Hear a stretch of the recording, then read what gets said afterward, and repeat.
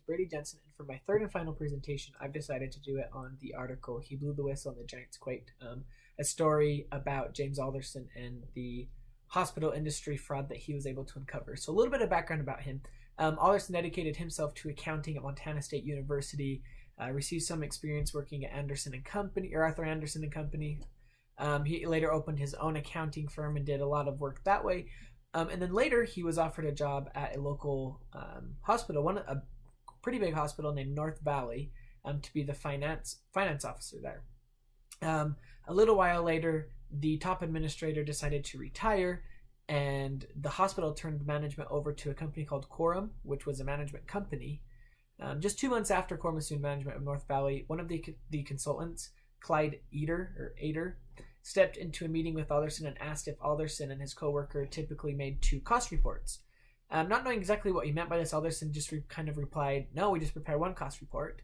But then Clyde explained that Quorum submitted aggressive cost reports. They did 2. One was an aggressive report to the government claiming the largest possible number of expenses, reimbursements. This way they would get the most money back on from their taxes. They would then hold this money in a fund or a reserve and not touch it, because there was a 2-year window where they could be audited. And if the 2 years passed and nothing was audited and they didn't have to submit their, the more accurate or less aggressive file, they would keep this money and then they would then recognize it as revenue.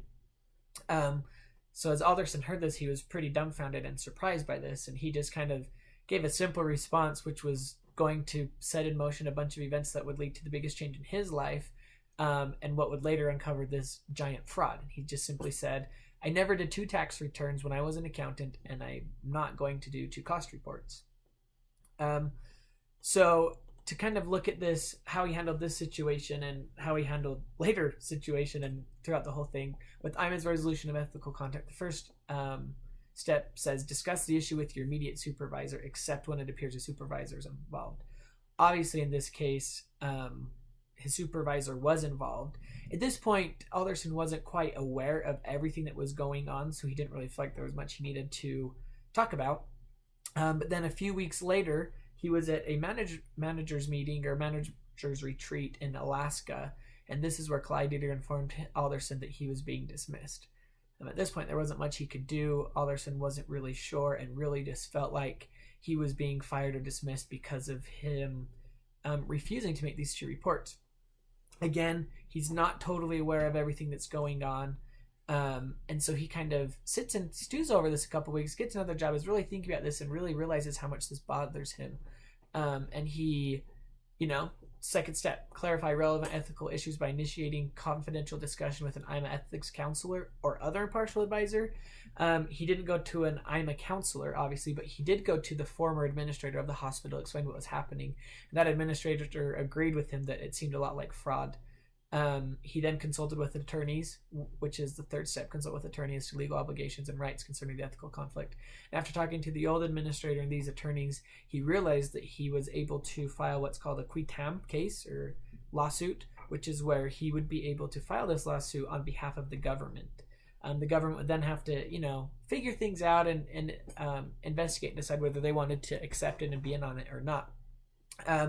So he followed this the best as he could. He wasn't really aware of any ethical conflict. It wasn't until after he filed a lawsuit for wrongful dismissal that he received reports and really found out the depth of this the fraudulent activity.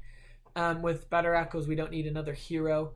The first step, I think he followed amazingly. Put things off until tomorrow. He took loads of time, weeks, months, years. He was studying at his daughter's college in the library of what he could do, and he put together this a very well put together lawsuit that he had to present to the government, to many attorneys and investigators of the government, his own attorneys, so that people would back him. He eventually got backed, and this was a battle he chose to pick as the second one. The second step outlines, pick your battles. He, after doing his research and taking time to think about this, he realized this was something he wanted to take on and that he could do. The last 2 things that don't really apply in this situation, find a compromise. He was looking for a settlement in the beginning, but it wasn't until the government accepted his lawsuit that he realized he was able to get out of it. After years of waiting, the government accepted lawsuit, and then one of the biggest industry fraud cases would unravel and change the hospital industry forever. I don't think he was trying to be a hero by any means, but he was just doing what he felt was right and what he had to be done. And I feel he followed, most of these steps pretty well. He spent his time, or he took his time, really weighed his options, picked his battles, and it worked out great for him. So that is my presentation. Thank you very much.